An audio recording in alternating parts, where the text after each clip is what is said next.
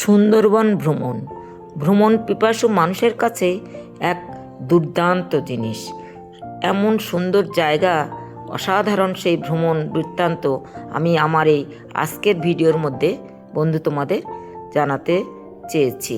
তো বন্ধুরা নমস্কার, সঙ্গে আমি ইরাবতী চ্যানেলে আমি ইরাবতী মণ্ডল সবাইকে স্বাগত জানাই আমার এই আজকের সুন্দরবন ভ্রমণ ভিডিওর মধ্যে। বন্ধুরা সুপ্রভাত, আজ 26শে ডিসেম্বর 2025। তো আমরা এখন আছি শিয়ালদা সাউথের যে রেলওয়ে স্টেশনে, কারণ আমরা আজকে সুন্দরবন যাব। তো সেজন্য আমাদের ট্রেন আছে 7:42। আমরা এখন স্টেশনে এখানে এসে বসে আছি। 7:42-এর ট্রেন ধরবো, আর তারপরে ক্যানিং লোকালে ক্যানিংয়ে নামতে হবে। ওখান থেকে আমাদেরকে পিক আপ করে নেবে। আমরা একটা গ্রুপে যাচ্ছি, তো সেই তার জন্য আমরা এখন আছি এখানে। তো সবাই এর পরপর দেখতে থাকবেন আমাদের সুন্দরবন ভ্রমণ।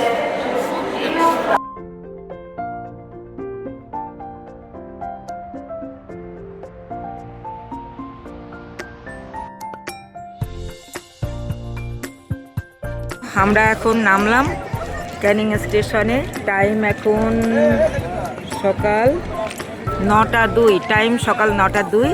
আর এখানে দেখুন বিভিন্ন ট্রাভেলিং সংস্থাগুলো দাঁড়িয়ে আছে, হাতে সব যে সাইন লেখা নিয়ে বিভিন্ন ট্রাভেল এই আরেকটা আছে। তো বন্ধুরা মনে হচ্ছে যে এখানে এসেই যদি আপনারা বুক করে নাও আসেন, তো আমার মনে হয় এইসব দিকে আসা যেতে পারে, এসেই বুক করা যেতে পারে। ও এখানে দাঁড়িয়ে আছে, কিন্তু বুক করা না থাকলে কিন্তু অসুবিধা হয়ে যায়। খালি না থাকলে এরা কিন্তু নিয়ে যাবে না, তো দেখুন বিভিন্ন দাঁড়িয়ে আছে, কিন্তু খালি থাকলে তবেই নেবে। বুকিং ছাড়া এলে কিন্তু অসুবিধা হয়ে যাবে, কারণ বুক না থাকলে, খালি যদি না থাকে তাহলে কিন্তু এরা নিয়ে যাবে না। দেখুন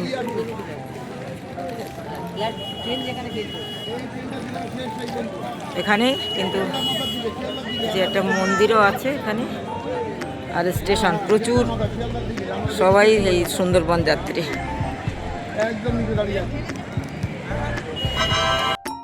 আমরা অটোয় করে চলে এসেছি সোনাখালী বাজারে নেমে এখান থেকে আমরা কিন্তু হেঁটে যাচ্ছি বোটঘাটের দিকে। আর গ্রুপ করে এসেছি, যেহেতু আমরা বিশ্বাস ট্রাভেলার্স, তো বিশ্বাস ট্রাভেলার্সের সাথে এসেছি সবাই গ্রুপে। আমরা অটো করে ওই আমাদের ভ্রমণ সংস্থায় আমাদেরকে নিয়ে এসেছে সাথে করে। তো আমরা এখন যাচ্ছি বোটঘাটের দিকে, সেখানে আমাদের ভেসেল দাঁড়িয়ে আছে, সেখানে আমরা ভেসেলে উঠব।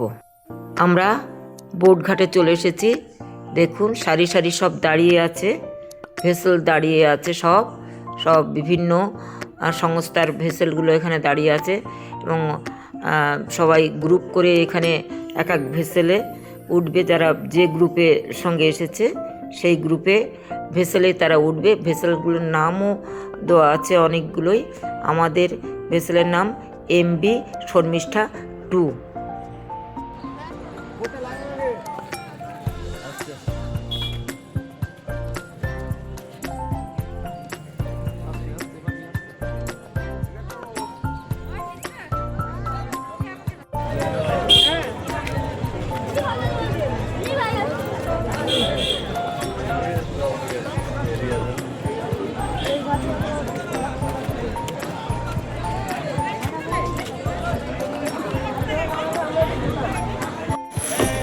আমরা বোটে উঠে যাচ্ছি, MV শর্মিষ্ঠা 2 আমাদের বোট। আর বিশ্বাস ট্রাভেলার্স আমাদের ট্রাভেল এজেন্সি, বিশ্বাস ট্রাভেলার্স। তো বোটে উঠে গেছি আমরা। এবার বোট থেকে চারিদিকটা দেখুন, অনেক বোট এই ঘাটে দাঁড়িয়েছে।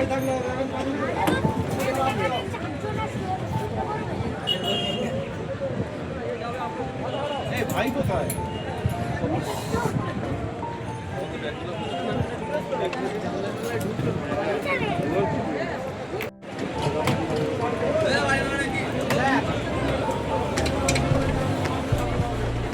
এটা কিন্তু পাইলট কেবিন, এটা চালাবেন যিনি লঞ্চ বিশ্বাস ট্রাভেলার্সে পাইলট কেবিন এটা।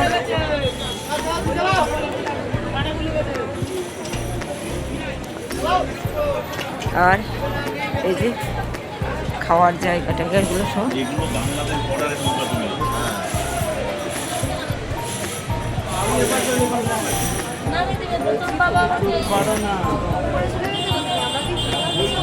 চেয়ার দেওয়া আছে, খাওয়ার টেবিল সব বসে আছে, আমরা সবাই বসে আছে।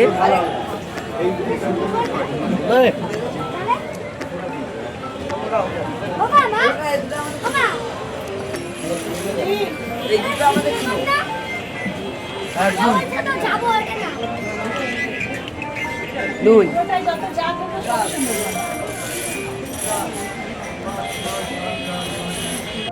আমাদের টিফিন দিয়ে দিয়েছে, লুচি, আলুর দম, মোয়া আর ফ্রুটি। তো দিদিরাও খাচ্ছে, সবাই এখানেও আছে, সবাই খাচ্ছে।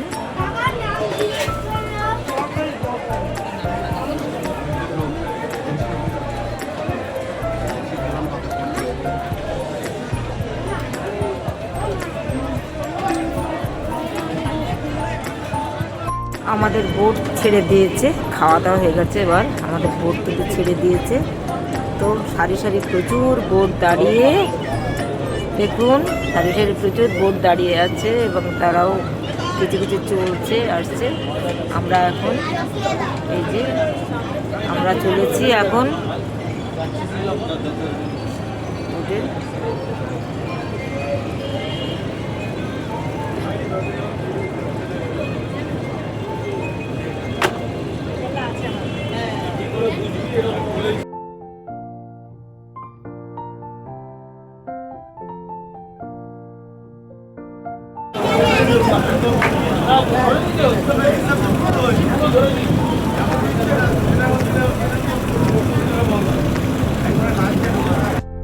নদীর বুক চিরে এগিয়ে চলেছে আমাদের বোট, দুপাশে বন, এখনো পুরো ঘন জঙ্গলে আমরা আসিনি, সেই বনের আর মাঝখানে নদীর বুক চিরে আমাদের বোট এবং অন্যান্য বোটগুলোও কিন্তু এগিয়ে চলেছে।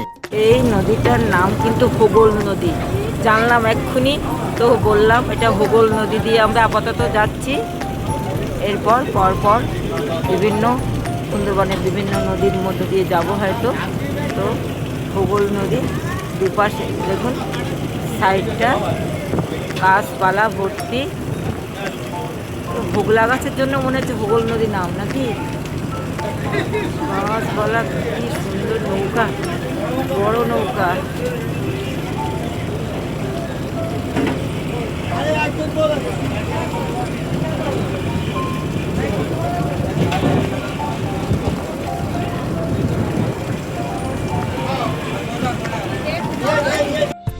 এবার দেখুন ভেসেলের নিচে যে কেবিনগুলো, যেখানে রাতে থাকার ব্যবস্থা হয়, তো কেবিনগুলো দেখুন, মাঝখান দিয়ে পথ, দুপাশে এই বেড দেওয়া আছে, তলা কিন্তু ওই বেডের নিচেগুলো কিন্তু ফাঁকা, ওখানে জিনিসও রাখা হয়, অনেক সময় মানুষ থাকারও ব্যবস্থা। যে এই বেডগুলো দেখতে, নিচেও কিন্তু মানুষ থাকে এবং ওপরেও থাকে, অনেক সময় অনেক হয়ে গেলে, ফ্যামিলি হয়ে গেলে তারা নিচেও থাকবে, উপরেও আছে।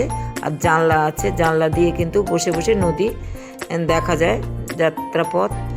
আর দেখুন ওই যে সামনে এই যে অনেকে রাখা আছে, ব্যাগ ট্যাগগুলো রাখা আছে, রেখেছে তারা। আর দেখে উপরে গিয়ে বসে তারা নদী দৃশ্য দেখে আর সাইড দৃশ্য দেখে। আর এখানটাতে কিন্তু সে জেনারেটর বসানো আছে, আর রান্না বান্নাও এর মধ্যেই চলছে সকলের জন্য, যারা আছে ভেসেলে তাদের যাত্রীদের জন্য রান্না বান্না সব এখানে হচ্ছে।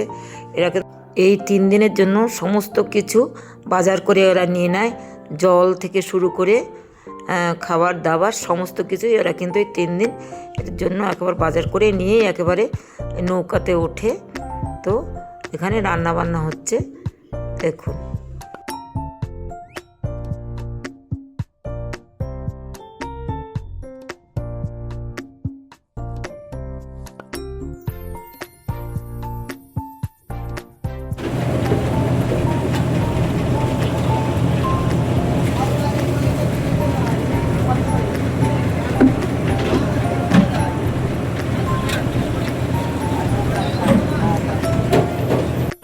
আমাদের চা দিল এখন।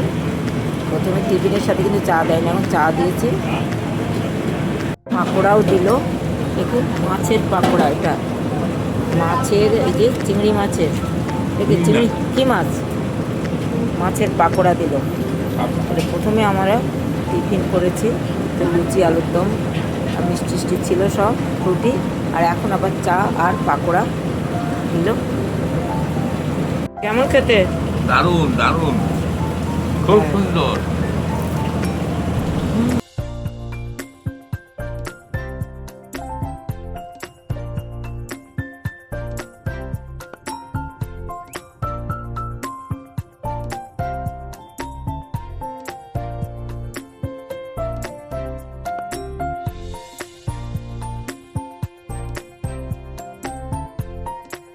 দেখুন প্রচুর ভেসেল, প্রচুর যাত্রীবাহী ভেসেল, সবাই কিন্তু এই সুন্দরবন ভ্রমণে বেরিয়েছে। এই ছুটির সময়টা, ছুটির মরশুম, তো বেড়ানোর মরশুম, বাঙালি মানেই ভ্রমণ পিপাসু, তা এই ভেসেলের সারি সারি দেখলেই আমরা কিন্তু বুঝতে পারি। আমাদের ভেসেল এসে থামলো গোসাবা, আর এখানে এই ঘাটে আমরা সবাই এখন নামবো। নেমে আমরা কিন্তু হ্যামিল্টন সাহেবের বাংলো, বেকন সাহেবের বাংলো যেখানে রবীন্দ্রনাথ এসেছিলেন, আমরা দেখতে যাব। তো সবাই পরপর দেখুন, প্রথম গন্তব্যস্থান এটা, সমস্ত ভেসেলেরই একই, সেই জন্য সমস্ত ভেসেলই কিন্তু এখানে দাঁড়িয়ে পড়েছে। তো দেখুন সব ভেসেলগুলো দাঁড়িয়েছে এবং ভেসেলের যাত্রীরা নেমে কিন্তু তারা চলেছে হ্যামিল্টন সাহেবের বাংলো দেখার জন্য চলেছে যাবে। প্রথম গন্তব্যস্থান আমাদের এইটাই।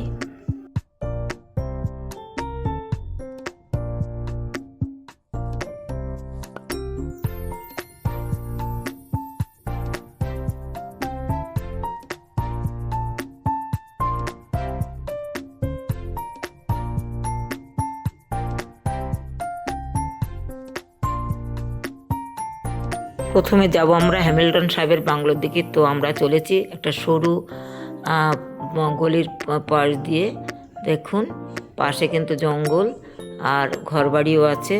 তো আমরা হ্যামিল্টন সাহেবের বাংলোর দিকে এখন কিন্তু চলেছি, দেখুন। আচ্ছা, এই যে বাজারের ভেতর দিয়ে যেতে হচ্ছে, বাজার বসে আছে, সেই বাজারের ভেতর দিয়ে আমাদের যেতে হবে হ্যামিল্টন সাহেবের বাংলোয়। তো দেখুন, তো পথে যেতে যেতেই এই হ্যামিল্টন সাহেবের বাংলো সম্পর্কে একটু আমাদের তথ্য জেনে নেওয়া যাক। হ্যামিল্টন সাহেবের বাংলো সুন্দরবনের গোসাবা দ্বীপে অবস্থিত একটি ঐতিহাসিক ঔপনিবেশিক কাঠামো, যা স্কটিশ দূরদর্শী স্যার ড্যানিয়েল হ্যামিল্টনের স্মৃতি বহন করে, যিনি এই অঞ্চলের সমবায় ব্যবস্থা ও গ্রাম পুনর্গঠনের স্বপ্ন দেখেছিলেন, এবং রবীন্দ্রনাথ ঠাকুর এখানে অতিথি হিসাবে এসেছিলেন। স্থানীয়রা এটিকে লন্ঠন সাহেবের বাংলো নামেও ডাকে, যা বর্তমানে একটি হেরিটেজ সম্পত্তি এবং পর্যটকদের কাছে সুন্দরবনের ইতিহাস ও প্রকৃতির অভিজ্ঞতা লাভের একটি আকর্ষণীয় স্থান হিসেবে পরিচিত। তো আমরা চলে এসেছি সেই হ্যামিল্টন সাহেবের বাংলোতে। দেখুন এই সামনে একটা বড় পুকুর, চারিদিকটা কিন্তু পাঁচিল ঘেরা আছে, আর এখানে কিন্তু যেহেতু প্রচুর এই যে আখের রসওয়ালা বসে আছে, প্রচুর পর্যটকের সমাবেশ, তো বিভিন্ন দোকানিও বসে পড়েছে, আর প্রচুর পর্যটক এখানে, মানে কি বলবো, একটু ছবি তোলারও অবকাশ পাওয়া যাচ্ছে না, এত পর্যটকের ভিড় এই সময়টা। সেই বাংলোর মূল বৈশিষ্ট্য নিয়ে আরেকটু কথা বলি। অবস্থান হচ্ছে সুন্দরবনের গোসাবা দ্বীপে ম্যানগ্রোভ বনের মাঝে। ইতিহাস বলছে ব্রিটিশ আমলে স্যার ড্যানিয়েল হ্যামিল্টন এটি তৈরি করেন। তিনি সমবায় নীতির মাধ্যমে স্থানীয়দের জীবনযাত্রার মান উন্নয়নের চেষ্টা করেছিলেন।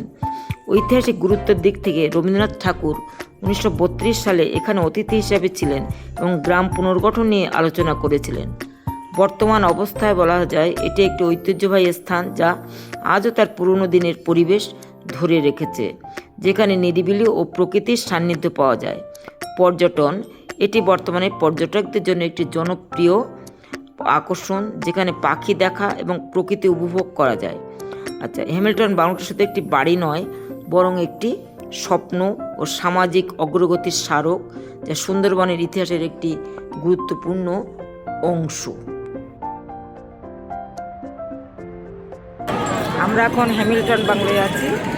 এই যে দেখুন, এই যে হ্যামিল্টন বাংলো, এটা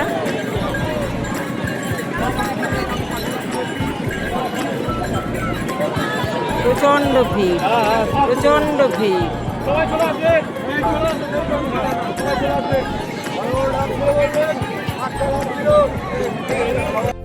হ্যামিল্টন সাহেবের বাংলো দেখে এবার আমরা চলেছি বেকন সাহেবের বাংলো। তো সেই বাজারের ভেতর দিয়েই দুপাশেই দেখুন প্রচুর দোকানপত্র আছে, ফলের দোকান, নানা ধরনের জিনিসপত্রের দোকান আছে দুপাশ দিয়ে। এই যে দেখুন দুপাশ দিয়ে দোকান, মাঝখান দিয়ে রাস্তা। তো আমরা সেই বেকন সাহেবের বাংলোর দিকে এখন চলেছি, তো দেখতে থাকুন।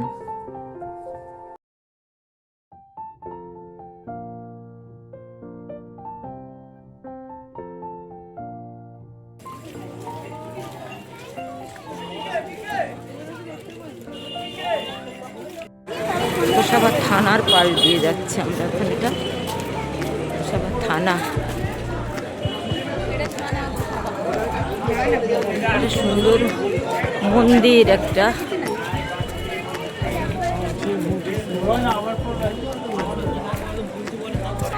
তো আমরা বেকন সাহেবের বাংলোতে চলে এসেছি। 10 টাকা করে এখানে টিকিট কাটতে হয়েছে। এটা এবার এই বাংলো সম্পর্কে একটু জানা যাক। আমরা যেমন হ্যামিল্টন সাহেবের বাংলো সম্পর্কে জানলাম, তো বেকন সাহেবের বাংলো সম্পর্কে একটু জানা যাক। সুন্দরবনের গোসাবা অঞ্চলে অবস্থিত একটি ঐতিহাসিক স্থান, যা রবীন্দ্রনাথ ঠাকুরের স্মৃতি বিজড়িত, কারণ তিনি 1932 সালের 29শে ডিসেম্বর এখানে এসে প্রায় 2 দিন কাটিয়েছিলেন। এই বাংলোটি স্কটল্যান্ডের লেনার্ড বেকনের ছিল, যিনি কৃষি ও সমবায় আন্দোলনের মাধ্যমে এই অঞ্চলের অর্থনীতিতে বড় পরিবর্তন এনেছিলেন। রবীন্দ্রনাথ তার কর্মকাণ্ড দেখতেই এখানে এসেছিলেন। বর্তমানে এটি পর্যটকদের কাছে একটি আকর্ষণীয় স্থান এবং সরকারি উদ্যোগে এর সংস্কার করা হচ্ছে। মূল বিষয় হলো, অবস্থান হচ্ছে গোসাবা সুন্দরবন, মালিক হচ্ছেন লেনার্ড বেকন স্কটল্যান্ডের। গুরুত্বের দিক থেকে রবীন্দ্রনাথ ঠাকুর 1932 সালে এখানে অতিথি হিসাবে ছিলেন এবং বেকন সাহেবের পল্লী উন্নয়নমূলক কাজ পর্যবেক্ষণ করেন। বর্তমান অবস্থা, এটি পর্যটকদের কাছে জনপ্রিয় এবং সংস্কার করা হচ্ছে। তো দেখুন রবীন্দ্রনাথের একটি পূর্ণাবয়ব মূর্তি এখানে স্থাপন করা হয়েছে, স্মৃতিফলক। আর চারিদিকটা দেখুন ফুল গাছ, সিজন ফ্লাওয়ার আছে। আর এখানে দেখুন একটু স্মৃতিফলক একটা এখানেও লাগানো আছে, যেখানে এই যে রবীন্দ্রনাথ এখানে এসেছিলেন সেই সম্পর্কে এখানে লেখাও আছে এই স্মৃতিফলকে। সেটা উল্লেখও করা আছে 1932 সালের যে 30 থেকে 31শে ডিসেম্বর তিনি এই বাংলায় অবস্থান করেন, সেই স্মৃতিফলকের মধ্যে সেটা লেখাও আছে। তো দেখুন।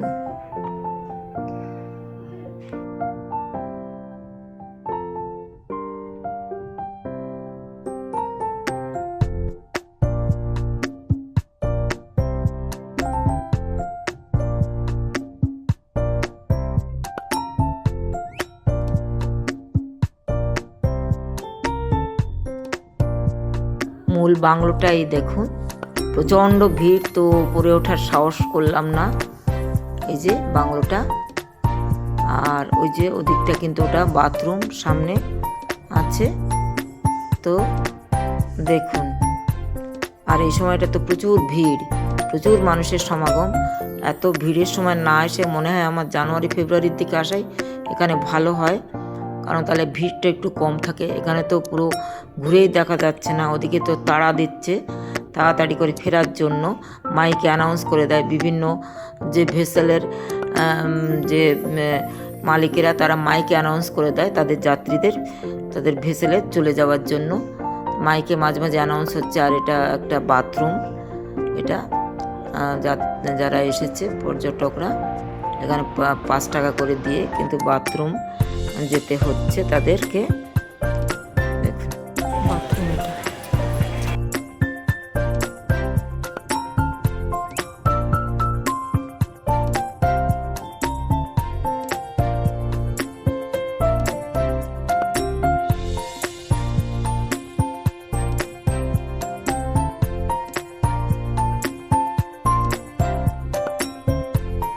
জায়গাটাতে কিন্তু খুব সুন্দর।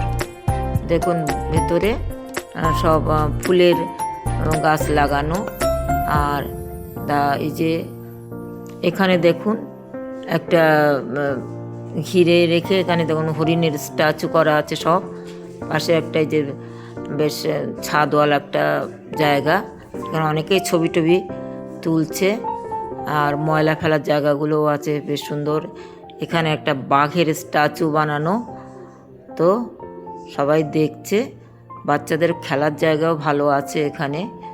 আর গ্রাউন্ডটা বেশ বড় বড় একটা বুদ্ধ মূর্তি সামনে, দেখুন অসাধারণ একটা বুদ্ধ মূর্তি। আর ওই যে ওই সাইডটা আবার দেখুন খেলার জায়গা বাচ্চাদের, পাশেই খেলার জায়গার বুদ্ধ মূর্তিটাও খুব সুন্দর। অনেকেই কিন্তু ছবি তুলছে, বেশ সুন্দর ছবি তোলার জায়গা। আর বাচ্চাদের দেখুন খেলার জায়গাটা, বাচ্চারা এখানে খেলাও করছে দেখুন সবাই। তো এবার আমরা বোটে ফিরবো। আচ্ছা, বোটে আসার পরে আমাদের কিন্তু দুপুরের লাঞ্চ দিয়ে দিয়েছে, টাইম 2:27। প্রথমে দেখুন এই ভাত দিয়েছে, লেবু লঙ্কা দিয়ে দিয়েছে। তো পরপর দেখুন কী কী পড়ে পাতে, আমি জানাতে থাকি পরপর তোমাদেরকে কী কী পরপর পড়ছে। ও ডাল পড়লো, প্রথমে ডাল পড়লো। তো দেখুন ডালের পর এই যে লাউ চিংড়ি খেতে কিন্তু ডালটা হালকা, বেশ ভালোই খেতে, খারাপ না। লাউ চিংড়ি পড়েছে। আর এরপরে দেখুন কি পরপর কি আছে, ও পাবদা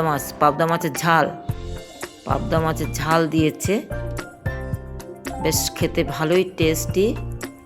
আর আচ্ছা, এটা ভেটকি মাছের বেশ গা মাখো ঝোল একটা, বেশ ভালো খেতে, কিন্তু খুব ভালো টেস্টি ভেটকি মাছের ঝাল দিয়েছে।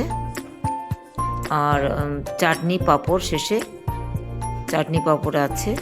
তো দুপুরের লাঞ্চটা বেশ ভালোই। তো দেখুন, একটু বলতে ভুল হয়েছে, ডালের পরে কিন্তু ভাজাও ছিল, আলু ভাজা। তো দেখুন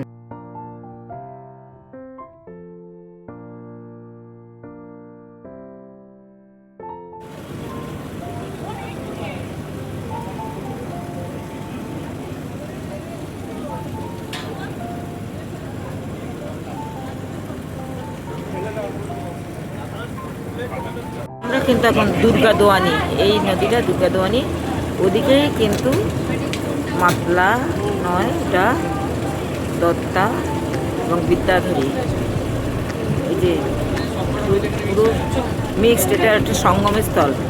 দুর্গাদোয়ানি, দত্তা আর বিদ্যাধরী সঙ্গমস্থল এটা।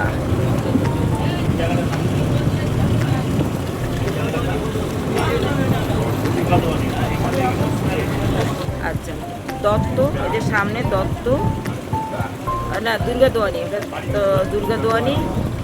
আচ্ছা, এই সাইডটা হচ্ছে দত্ত আর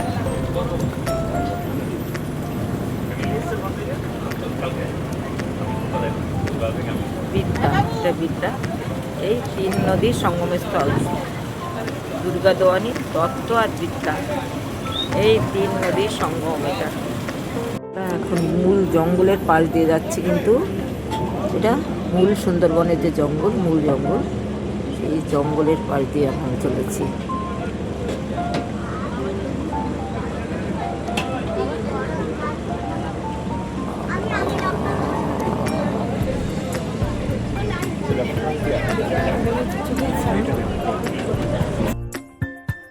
ঘন জঙ্গলের পাশ দিয়ে চলেছে আমাদের ভেসেল। আরও পাশাপাশি দেখুন আরও অনেক ভেসেল যাচ্ছে। সবাই এই সুন্দরবন ভ্রমণের যাত্রী। দুপাশে দেখুন ঘন জঙ্গল, এই যে সুন্দরী গাছ দেখছেন, এইগুলো কিন্তু সবই সুন্দরী গাছ। ম্যানগ্রোভ জঙ্গল, এদের শিকড় কিন্তু ঊর্ধ্বমুখী, তলায় যায় না। নোনা জলের, যেহেতু নোনা জল, তার জন্য ওদের শিকড় উপরের দিকে ওঠে। সেই ম্যানগ্রোভ জঙ্গল, এই সুন্দরী বন, এই সুন্দরী গাছের সারি। আপনারা দেখতে পাচ্ছেন সেই ঘন জলের পাশ দিয়েই কিন্তু আমাদের নৌকা এগিয়ে, নেট দিয়ে ঘেরা কিন্তু পুরোটা, এই যে জঙ্গলের ভিতরটা নেট দিয়ে ঘেরা, ওই যে পুরো নেট দিয়ে ঘেরা, এগুলো নেট, এখানে নেট দেওয়া আছে। এটা ফল, ও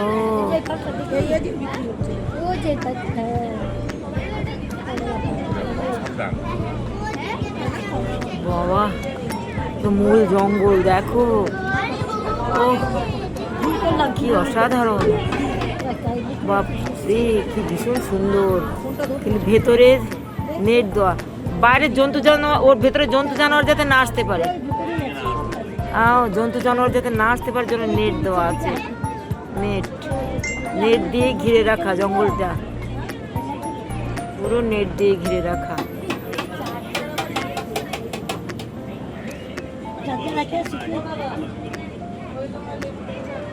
এই বাপরে, এই যে তার জালি দেখুন, তার জালি, জন্তু জানোয়ারও দেখতে পেতে পারি আমরা, জন্তু জানোয়ার যাতে বাইরে না আসতে পারে তার জন্য নেট দিয়ে ঘেরা জায়গাটা।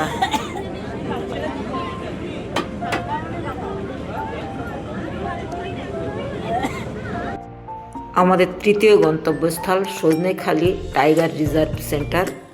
এখানে এসে আমাদের ভেসেল দাঁড়িয়েছে, আমরা নামবো, নেমে দেখবো আরও সমস্ত পর্যটক বাহী যে এই ভেসেলগুলো কিন্তু এখানে দাঁড়িয়েছে, কারণ সকল পর্যটকরাই এখানে নামবে।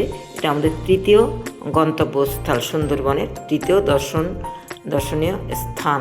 দেখুন সুন্দরবন টাইগার রিজার্ভ, এটা সজনেখালি সুন্দরবন টাইগার রিজার্ভ।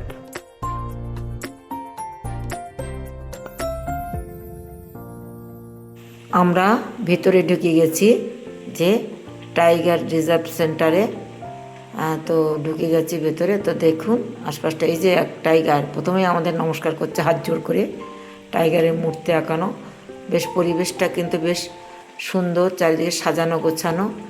এই যে বিভিন্ন বোর্ড দেওয়া আছে, এখানকার গাইড খুব সম্ভব, এগুলো কি কি আছে না আছে এগুলোর গাইড খুব সম্ভব হবে। তো আমরা এগিয়ে যাচ্ছি, তো দেখা যাক কি দেখতে পাই এখানে, টাইগার রিজার্ভের টাইগার পাবো কি না। কি বাঘ আছে? হ্যাঁ, বাঘ নেই টাইগার রিজার্ভেশন, তো বাঘ কই এখন? টর্টয়েস, কচ্ছপ দেখতে, এখন কচ্ছপ দেখতে হবে এখানে, বাঘ নেই, এখন কচ্ছপ দেখতে হবে। তো কচ্ছপই দেখি আর কি করা যাবে, এখানে কিন্তু বাঘ নেই, টাইগার রিজার্ভেশন লেখা কিন্তু টর্টয়েস, তো টর্টয়েসটা কই? বাঘের বদলে এখানে কচ্ছপ দেখার জন্য আমাদের নিয়ে আসা হলো, তো তাই দেখি, তো সেটাও তো চোখে পড়ছে না ছাই। এই যে নেট দিয়ে ঘেরা, এখানটাতেই খুব সম্ভব, এই যে পুকুরটা, এটাতেই খুব সম্ভব কচ্ছপের চাষ হয়। তো আমার চোখে তো পড়ছে না কচ্ছপ একটাও, বলছে তো সুর তুলে আছে দূরে, আমি তো দেখতেই পাচ্ছি না। তো কি করা যাবে, ওই আশপাশটাই শুধু ঘোরা দেখা, এই আর কি, এছাড়া আর ছবি তোলা, এটাই এখানকার কাজ আমাদের করতে হবে। তো এখানে দেওয়া আছে, আচ্ছা এখানটা দেখুন, আশপাশটাও দেখুন একটু সুন্দর করে ঘেরা, কিন্তু সুন্দর সাজানো গোছানো। আচ্ছা এখানে দেখুন যে পাথরের কচ্ছপের মূর্তি বানিয়ে রেখেছে, এই কচ্ছপের মূর্তি কিন্তু পাথরের তৈরি, তো কচ্ছপের মূর্তি বানিয়ে রেখেছে এখানে, সেটাই দেখি আর কি আর করা, এটা দেখেই আমাদের সেই আসল কচ্ছপের দেখার স্বাদ মিটবে আর কি, এটা বলা হচ্ছে। তো আবার আমরা এগিয়ে যাচ্ছি, বিভিন্ন এই যে ছবি টবি দেওয়া আছে, কিন্তু এইগুলো কিন্তু কিছুই আমরা দেখতে পাচ্ছি না। ডলফিন ছবিও আছে দেখছি, তো ডলফিনও চাষ হয় নিশ্চয়ই এখানে, কিন্তু আমি কিছুই দেখতে পাচ্ছি না।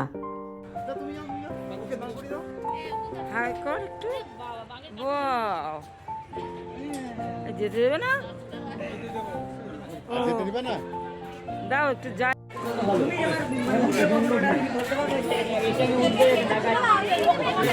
এদিকে আসুন, এদিকে আসুন। এখানে কচ্ছপ, কচ্ছপের চাষ হচ্ছে।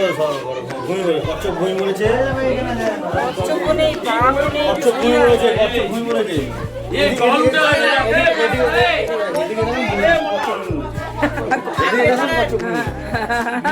বলুন এই কচ্ছপ ভূমি বলছে, সুন্দরবনে কোনো কচ্ছপ নেই, একটা কচ্ছপ দেখতে পেয়েছি। কি আছে, কি আছে? অনেকদিন পর, অনেকদিন পর। একটা একটা ও দেখুন, দেখুন, দেখুন। এই কচ্ছপ।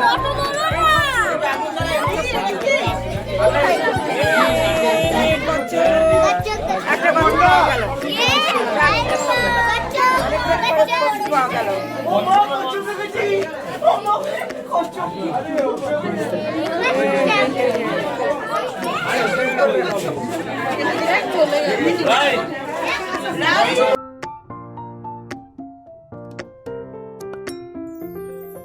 পয়েন্ট এটা ক্রোকোডাইল পাবো কিনা যে নেই, ক্রোকোডাইল নেই কিন্তু ক্রোকোডাইল পয়েন্ট।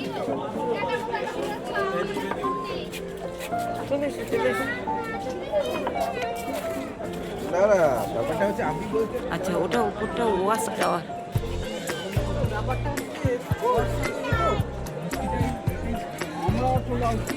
Fishing cat.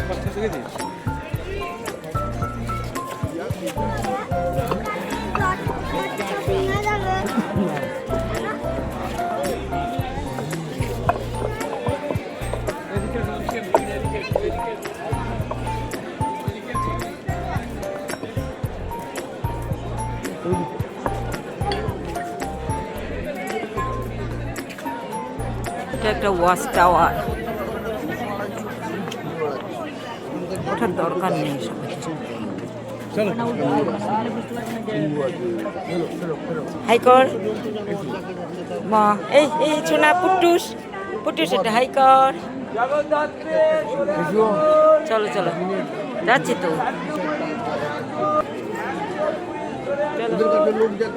চলো, ক্রোকোডাইল পয়েন্টে কোনো ক্রোকোডাইল নেই, শুধু শুধু একটা টর্টয়েস দেখেছি জাস্ট, ব্যাস ওখানে দেখলাম, দেখেছি ওই মানে পয়সা উসুল হয়ে গেল। চলো,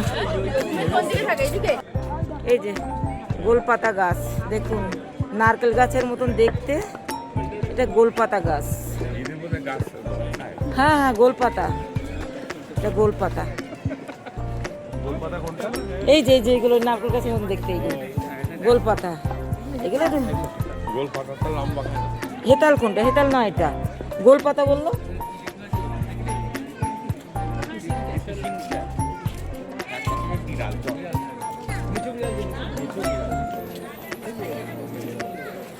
ফিশিং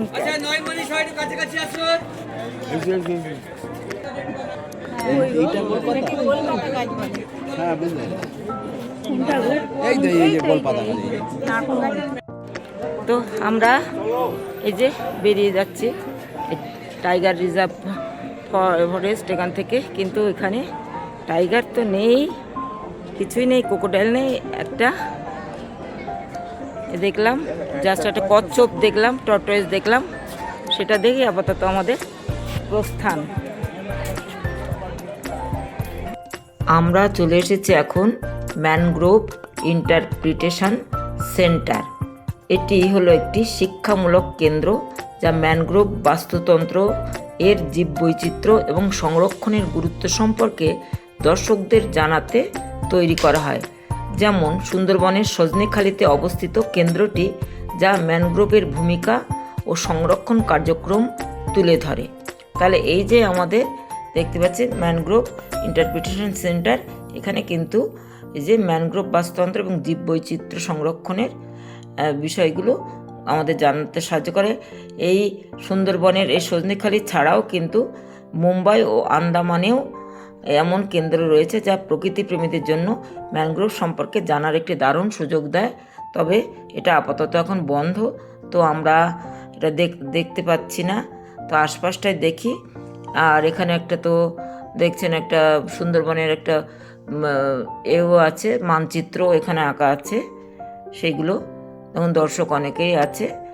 আর এই ম্যানগ্রোভের এই যে ইন্টারপ্রিটেশন সেন্টারটা করার উদ্দেশ্য হলো ম্যানগ্রোভ বন কীভাবে কাজ করে, এর গুরুত্ব এবং বাস্তুতন্ত্র এর ভূমিকা সম্পর্কে জ্ঞান প্রদান করা হয়।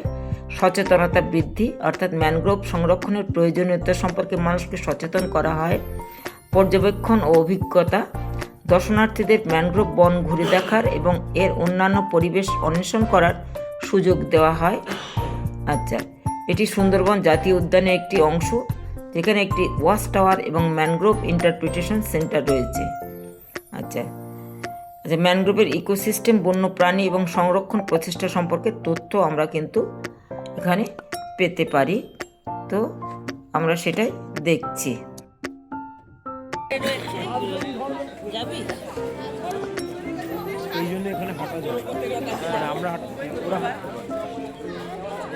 এটা কিন্তু সুন্দরী গাছ, এইগুলো সুন্দরী গাছের শিকড়গুলো সুন্দরী গাছের শিকড়।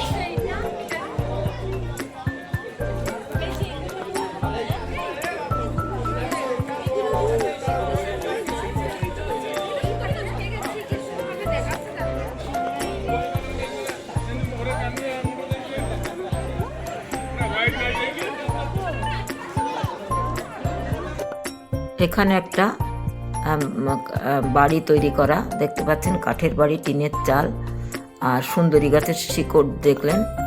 চারিদিকে কিন্তু সুন্দরী গাছের বন, চারিদিকটাতে প্রচুর দর্শনার্থী এখানে দেখছেন, ভিড় করেছেন এগুলো দেখার জন্য।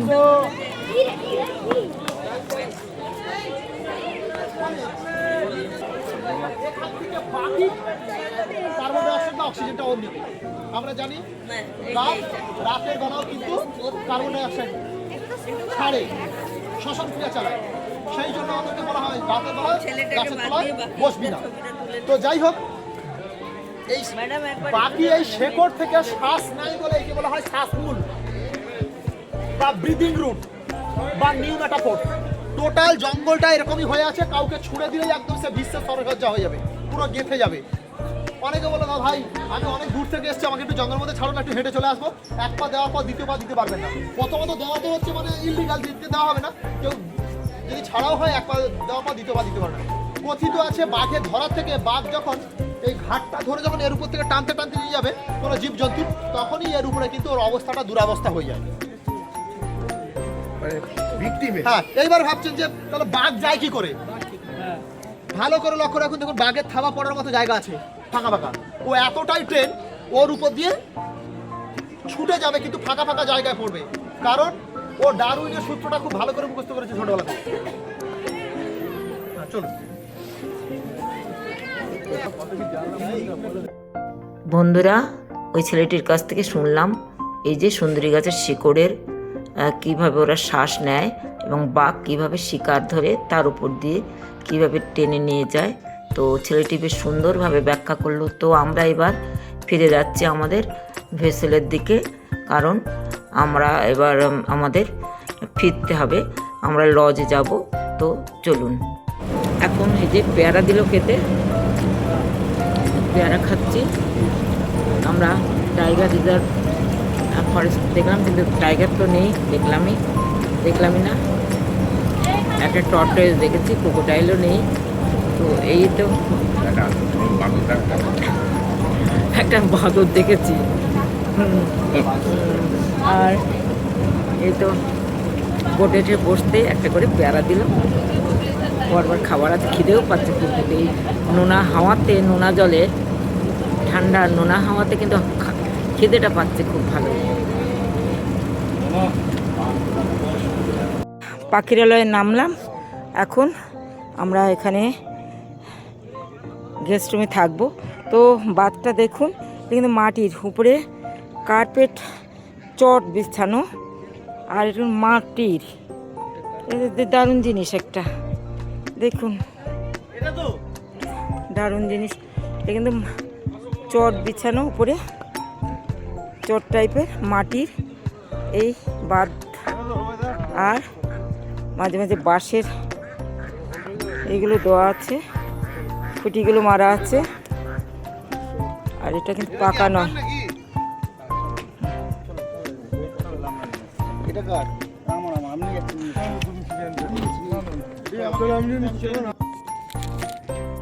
দেখুন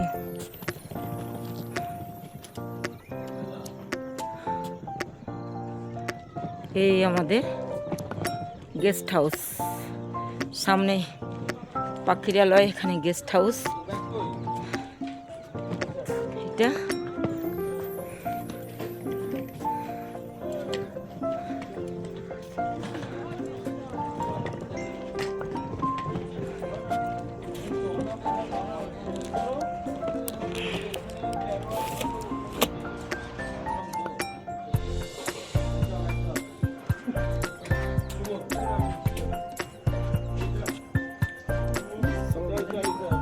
যাচ্ছে।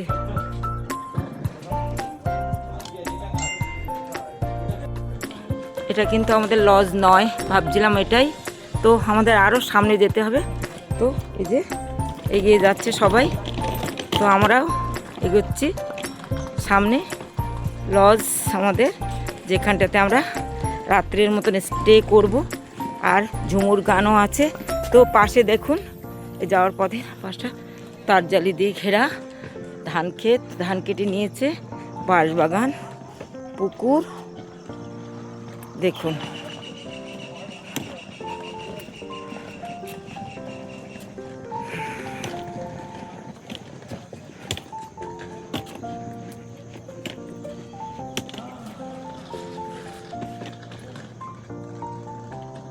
তো আমাদের এই যে লজগুলো, এই এখানে বিভিন্ন রুম এক এক গ্রুপকে দেওয়া হয়েছে। গ্রুপ অনুযায়ী আমাদের উপরের দিকে আমরা যাব, উপরের দিকে আমরা যাব। এখন আমাদের রুমটা ঢুকে পড়েছি, ডবল বেডরুম, আয়না আছে,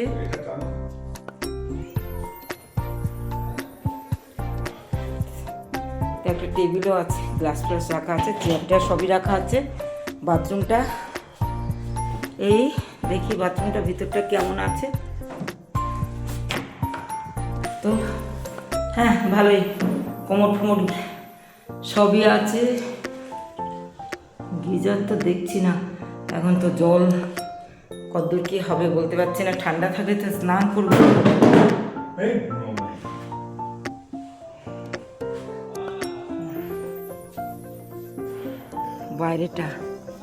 বাইরেটা দেখুন, আমাদের রুমের বাইরেটাই এই যে ধান ক্ষেত, ধান কাটা অবস্থায় ধান ক্ষেত, বাইরেটা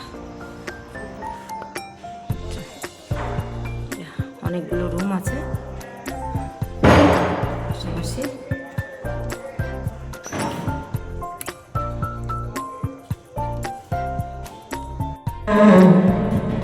তোমারি আসরে মাগো খেলবো ঝুমারি, মাগো খেলবো ঝুমারি। কোথায় তোমার সরস্বতী কাছে দিও শুরু, তোমারি আসরে মাগো খেলবো ঝুমারি, মাগো খেলবো ঝুমারি। তোমারি আসরে মাগো খেলবো ঝুমারি, মাগো খেলবো ঝুমারি। আকরা বন্দনা করি